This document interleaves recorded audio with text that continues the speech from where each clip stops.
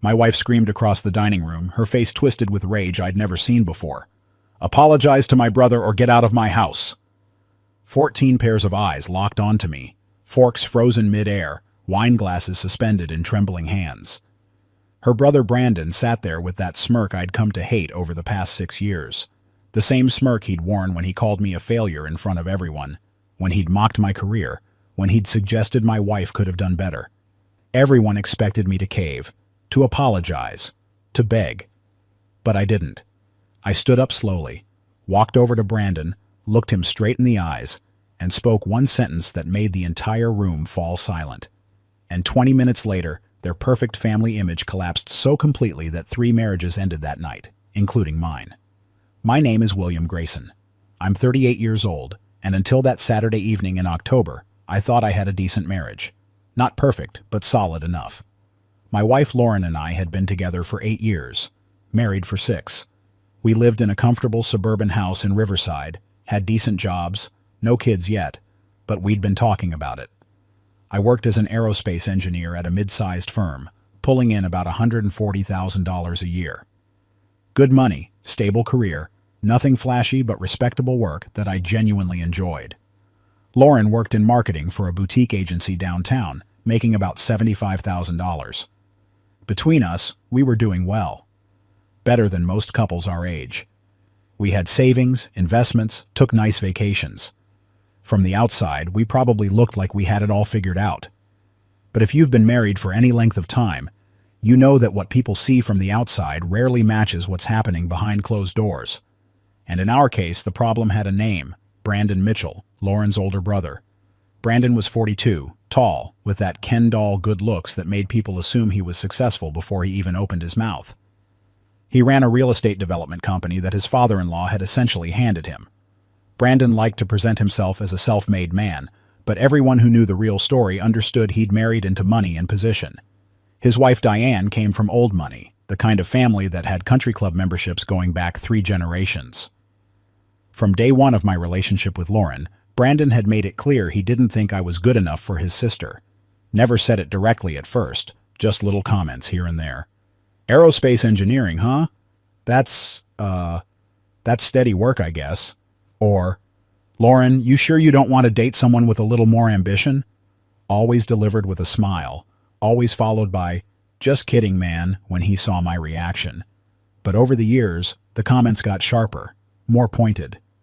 And Lauren, instead of defending me, would just laugh it off.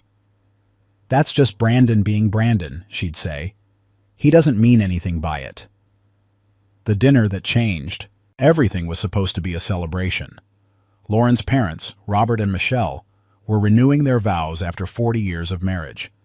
Big family gathering at their house, catered meal, the whole production. Lauren's younger sister Amanda was there with her husband Kyle. Brandon and Diane, of course. Lauren's aunt and uncle, a few cousins. 14 people total, all dressed up, all pretending to be one big happy family. I knew it was going to be rough when Brandon pulled up in his new Tesla and immediately started talking about how he'd paid cash for it. Couldn't even fit all the cash in the briefcase, he joked, though nobody was sure if he was actually joking. Had to use 2 bags. But when you close a deal like I just closed, you treat yourself right. Before we even got to subscribe, comment, and like this video. Your engagement helps this channel grow and brings more stories like this to people who need to hear them. Drop a comment below about a time when someone underestimated you. I read every single one. Dinner started pleasant enough. Lauren's mother had outdone herself with the decorations, white roses and candles everywhere, soft music playing. Her father gave a touching speech about 40 years of marriage, about partnership and commitment. We all raised our glasses. Everything was picture perfect. Then came the main course, and with it, Brandon's need to be the center of attention. "So, William," Brandon said loudly enough for the whole table to hear. "Still working on those, what do you call them, rocket parts?" "Satellite components," I corrected calmly. "For communication satellites." Right, Brandon said, cutting into his steak. "Sounds thrilling. How's the pay treating you these days? Still in the low 6 figures?" The table went quiet. Everyone knew where this was going. They'd seen Brandon do this before. "I do fine," I said simply, not taking the bait. Fine, Brandon repeated, like the word tasted funny in his mouth. That's exactly what I'm talking about. Lauren, don't you ever want more than fine? Don't you want great? Exceptional? Lauren shifted uncomfortably in her chair but said nothing. Brandon, his wife Diane said quietly, maybe we should— No, I'm just saying, Brandon continued, warming to his subject. Look at what I've been able to provide for Diane. The house in the hills, the cars, the vacations to Europe twice a year. That's what a man should be able to give his wife. Not just fine, not just adequate. I felt my jaw tightening but kept my voice level. Different people value different things, Brandon. Not everyone measures success by the size of their house. Of course not, Brandon said with that condescending smile. Some people measure it by the size of their ambition, or in your case, the lack of it. Brandon, Lauren's father Robert finally spoke up. That's enough. Dad, I'm just being honest, Brandon said, holding up his hands in mock innocence. Someone has to. Tell him. William's a nice guy, sure, but nice guys finish last. Lauren deserves someone who's going to really take care of her, not someone who's content to just coast along in a middling career. The word middling hit me like a slap. I'd worked my ass off to get where I was. 4 years of undergraduate engineering, 3 years of graduate school, countless 60-hour weeks to prove myself in an incredibly competitive field. I held patents. My work was literally orbiting the Earth right now, helping people communicate across continents. And this trust fund baby who'd never earned anything on his own was calling my career middling. You know what, Brandon? I said, setting down my fork carefully. I think you've made your point. Have I, though? Brandon leaned back in his chair, enjoying himself now. The whole table was watching. Because from where I'm sitting, you don't seem to be getting it. My sister could have married anyone. She's beautiful, smart, successful in her own right. And she chose you. Someone who's just fine. Just adequate. Just middling. Brandon, stop it, Lauren said, but her voice was weak, uncertain. I'm just saying what everyone's thinking, sis, Brandon continued. At family gatherings, when we talk about what everyone's up to, we talk about my latest development project. Amanda's husband Kyle just made partner at his law firm. Even the cousins are doing interesting things. And then we get to William and it's like, yeah, he's still doing that satellite thing. Nothing new, nothing exciting, just the same old fine. I looked at Lauren, waiting for her to defend me, to tell her brother he was out of line, to remind him that I was her husband and deserved respect. She opened her mouth, then closed it. Her eyes dropped to her plate. That's when I knew. I'd lost her somewhere along the way, and I'd been too busy working, too busy trying to be enough to notice. Actually, Brandon, I said, standing up slowly, I think there's something everyone should know. The room went silent. Brandon's smirk widened, thinking I was about to make a scene he could mock me for later. The reason you've been able to close all those big development deals, I continued calmly, is because your father-in-law has been funneling money from his pension fund investments into your projects. I know this because I handle the aerospace contracts for the same pension fund. I've seen the documentation. Brandon's face went white. Diane's wine glass slipped from her hand, red wine spreading across the white tablecloth like blood. That's a lie, Brandon said, but his voice cracked. It's not, I said simply. Your development company is technically profitable on paper, but only because you're getting loans at rates that don't exist in the real market. Loans backed by pension fund money that's supposed to be in secure investments, not propping up your commercial real estate ventures. I've been documenting it for months, trying to decide what to do about it. Robert, Lauren's father, stood up abruptly. Is this true? Diane was staring at her husband with growing horror. Brandon, tell me it's not true. Who cares how I get the money? Brandon said, his composure cracking. The developments are successful. Everyone makes money in the end. Except the retirees who are counting on that pension fund being there when they need it, I said. Except the people whose life savings are being used as your personal bank. Lauren grabbed my arm. William, what are you doing? What I should have done months ago, I said, looking at her. Telling the truth. Your brother's been calling me a failure, calling my career middling, when the whole time he's been committing fraud, and you've been letting him. The dinner exploded after that. Diane was screaming at Brandon, demanding to know what other lies he'd told her. Robert was on his phone, presumably calling someone about the pension fund situation. Michelle was crying. Amanda and Kyle were trying to calm everyone down while also looking horrified by the revelation. And Lauren was staring at me like I was a stranger. "You humiliated my family," she said quietly, her voice shaking. "Your brother humiliated me for years," I replied. "You let him. This entire family let him." "That's not the same thing," Lauren said. "Brandon was just joking around. You just destroyed his marriage, his reputation, everything." I looked at my wife, really looked at her, and saw something I'd been refusing to see for a long time. She wasn't upset because her brother was a fraud. She was upset because I'd exposed it. Because in her mind, protecting the family image was more important than protecting her husband's dignity. "Apologize to Brandon," Lauren said, her voice rising. "Apologize right now for making those accusations." "They're not accusations," I said. "They're facts, and I'm not apologizing." "Then get out," Lauren said, her face flushed with anger. "If you can't apologize to my brother, get out of my house." The room went silent again. Everyone was staring at us. "Your house?" I said quietly. "The house we bought together? The house I've been paying the majority of the mortgage on for 6 years?" "Our house," Lauren corrected. "And I'm telling you to leave if you can't apologize." I looked around the table one more time, at these people who'd watched Brandon tear me down for years and said nothing, at the family that valued image over integrity, at my wife, who was choosing her brother over her husband even now. "I'll pack my things tomorrow," I said. "You can have the house. I'll have my lawyer contact you about the divorce." Lauren's face went pale. "Divorce?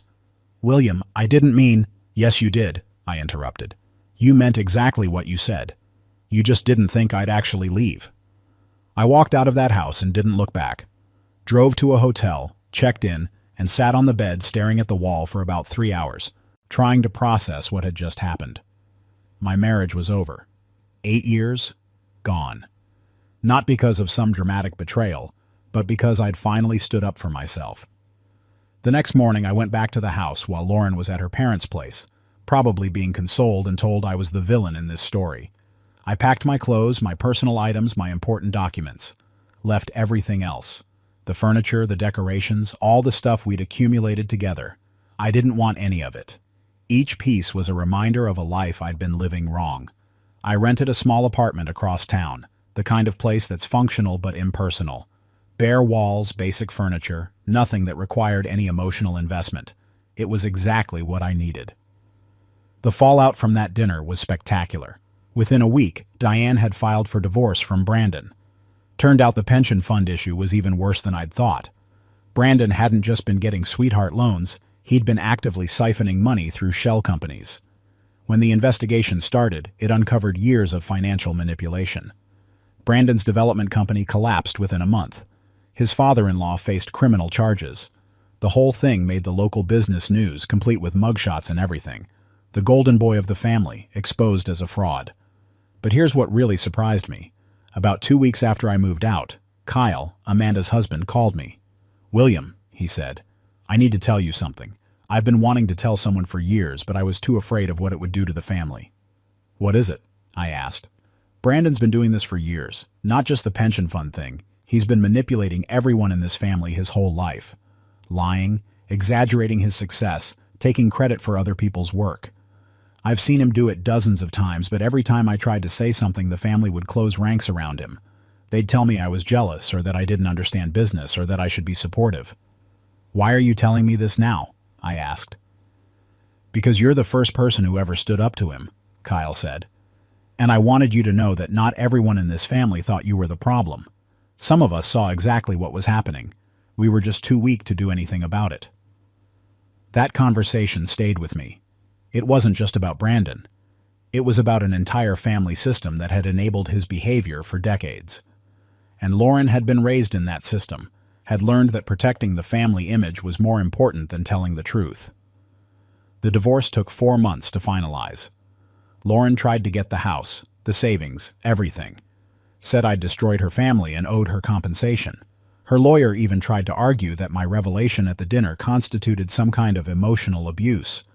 But I had a good lawyer too, and more importantly, I had documentation of everything.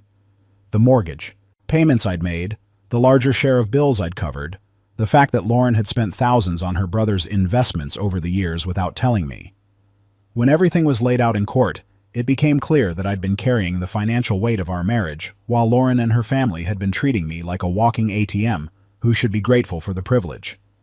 We split everything 50-50, which meant I walked away with more than half of what I'd put in. But I didn't care. I just wanted it over.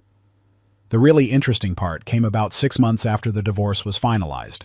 I ran into Michelle, Lauren's mother, at a grocery store. I almost didn't recognize her at first. She looked older, tired, like she'd aged 5 years in 6 months. "William," she said quietly when she saw me, "can we talk for a minute?" We stood there in the produce section, surrounded by people picking out apples and arguing about whether the tomatoes were fresh enough, and Michelle told me something I'd never expected to hear. "You were right," she said. "About Brandon. About all of it. Robert and we knew something was wrong for years, but we didn't want to see it. We raised him to believe he was special, that rules didn't apply to him the same way they applied to other people, and we let it destroy him." "Why are you telling me this?" I asked. "Because you deserved better," Michelle said, her eyes welling up. "From all of us, but especially from Lauren. She was so scared of disappointing us, of not living up to what we expected, that she forgot to be a partner to you, and by the time she realized what she'd lost, it was too late." "How is Lauren?" I asked, surprising myself with the question. "Alone," Michelle said simply. "She moved back in with us for a while, but it didn't work. Too many memories, too much damage. She's living in a small apartment now, working long hours, not dating anyone. I think she's trying to figure out who she is without us telling her." I felt a twinge of something. Not regret exactly, but sadness for what could have been if we'd both been different people. "I hope she figures it out," I said, and I meant it. "William," Michelle said as I started to walk away, "I know it doesn't mean anything now, but I'm sorry. For what Brandon did to you, for what we all did by allowing it. You deserved a family that stood by you, and we failed you." I nodded, not trusting myself to speak, and walked away. That conversation gave me a kind of closure I didn't even know I needed. Here's what I learned from that whole experience. Sometimes the people who claim to love you the most are the ones who damage you the worst, not through dramatic betrayals, but through small failures repeated over and over. Lauren didn't have an affair. She didn't steal from me. She didn't abuse me. She just failed to stand up for me when it mattered most. And that failure, multiplied across hundreds of family dinners and gatherings and conversations, slowly eroded our marriage until there was nothing left to save. I also learned that family loyalty is complicated. The Mitchell family closed ranks around Brandon for years because that's what families are supposed to do, protect their own. But somewhere along the way, they forgot that protection shouldn't mean enabling bad behavior. Real love, real loyalty, means holding people accountable when they're wrong. It means having difficult conversations. It means sometimes choosing truth over comfort. Today, I'm doing better than I was. I got a promotion at work, ironically enough. My boss told me I seemed more focused, more confident. "Whatever you changed in your personal life," he said, "it's working." I started dating again, though I'm taking it slow. Met a woman named Sarah who's a high school physics teacher. She's brilliant, funny, and when I told her the story of that dinner, you know what she said? She said Brandon sounded like an insecure little boy who never grew up, and she was sorry I'd wasted 8 years on someone who couldn't appreciate what she had. Sarah makes about $65,000 a year, which by Brandon's standards would make her even more of a failure than me. But she's doing work that matters, shaping young minds, inspiring the next generation of scientists and engineers. And she thinks my job is fascinating. Actually asks me questions about my projects, wants to understand the technical details. It's such a simple thing, but after years of my career being dismissed as middling, having someone genuinely interested in my work feels revolutionary. I still think about Lauren sometimes. Wonder if she ever thinks about that dinner, about the moment everything fell apart. Wonder if she wishes she'd made different choices. But mostly, I'm just grateful I finally stood up for myself. Grateful I walked away from a situation that was slowly killing my spirit. Brandon's facing federal charges now. The pension fund investigation uncovered so much fraud that he'll probably spend the next decade in prison. His father-in-law took a plea deal and got 5 years. Diane moved to another state with their kids, changed her name, tried to start over away from the scandal. And me? I'm sitting in my small apartment, which I've slowly turned into a home, added some artwork, bought better furniture, made it mine. It's not big or impressive. Brandon would probably call it middling, but it's honest, it's earned, and it's enough. Because here's the final thing I learned. Enough is actually a beautiful word when you really think about it. Enough means you've met your needs. Enough means you're not constantly chasing more, more, more. Enough means you can be content with what you have while still working toward what you want. I was always enough. My career was always enough. My income was always enough. The problem was never me. The problem was being surrounded by people who'd convinced themselves that enough would never be acceptable, that you had to be exceptional or you were nothing. That dinner destroyed my marriage, exposed a criminal conspiracy, and fractured a family. But it also freed me from a life I was never meant to live. Sometimes destruction is the first step toward building something better. Sometimes you have to burn down the old life completely before you can start fresh.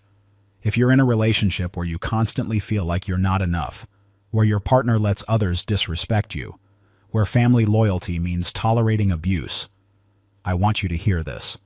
You are enough. Your career is enough. Your income is enough. Your life is enough. And anyone who can't see that doesn't deserve a place in your story. Stand up. Walk away if you need to. Choose yourself. It's terrifying, I won't lie. That night, I walked out of the Mitchell family house. I had no idea what came next. No plan, no backup, just the knowledge that I couldn't stay where I wasn't valued. But looking back now, leaving that dinner was the best decision I ever made. Not just because of what I walked away from, but because of what I walked toward. A life where I don't have to apologize for being exactly who I am. A life where enough is celebrated, not criticized. A life that's mine, built on my terms, with people who actually appreciate me. The room fell silent when I spoke that one sentence at dinner. But my life has been anything but silent since then. It's been full of growth, change, hard lessons, and ultimately, peace.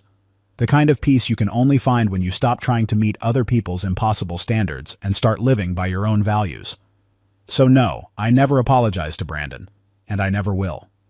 Some people don't deserve your apology. Some people deserve exactly what they get. And sometimes, the bravest thing you can do is refuse to apologize for telling the truth, no matter who it offends. That's my story. The dinner that changed everything. The marriage that ended.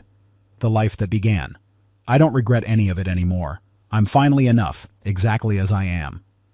If this story resonated with you, share it with someone who needs to hear it. Leave a comment about your own experience standing up for yourself. And remember, you are enough. You've always been enough. Anyone who can't see that is the one with the problem, not you.